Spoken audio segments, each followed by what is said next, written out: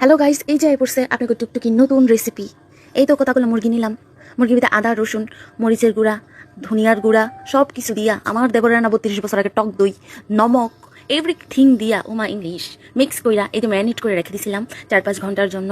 4-5 ঘন্টার পরে এই যে একটা বলের ভিতরে ময়দা নিলাম, মরিচের গুঁড়া নিলাম, নমক নিলাম, ম্যাজিক মশলা নিলাম, মানে কইতেও পারি না গাইস। এগুলার মিক্স করতেছি, মিক্স মিক্স মিক্স। দেন এখন মুরগিগুলারে ময়দার ভিতরে নিয়ে ডুবাডুবি করলাম। এখন আবার শীতলক্ষার থেকে এক বাটি পানি নিয়ে আসছিলাম, পানির সংকটে আছি, তো ওইগুলোর ভিতরে ডুবাডুবি করে এখন আবার ময়দাতে কাপড় চোপড় পরাইতে আনলাম, কারণ গোসল অনেক বেশি হয়ে গেছে। তাই এখন নিয়ে আবার রাখতেছি। এই যে দেখেন কি সুন্দর দেখা যাইতেছে আমার চিকেন ফ্রাইগুলারে গাইস। এখন এই যে এই এয়ার ফ্রায়ারে আমি আজকে চিকেন ভাজবো, কারণ আমি তেলের সংকটে আছি গাইস।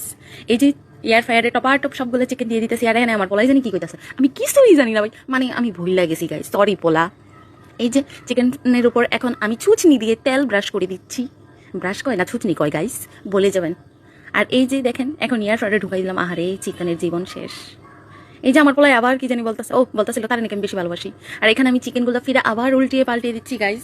আমার কথা যদি কোনো রকম উল্টা পাল্টা হয় গাইস, তাহলে আমারে মাফ করে দিবেন গাইস।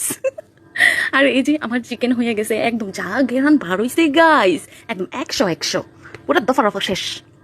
তবে চিকেনটা সেই হয়েছে গাইস, আপনারা চাইলে কিন্তু রেসিপিটাকে ফলো করতে পারেন। মানে আমার উল্টা পাল্টা রেসিপি হলেও দারুণ হয়েছে। Tata bye bye guys.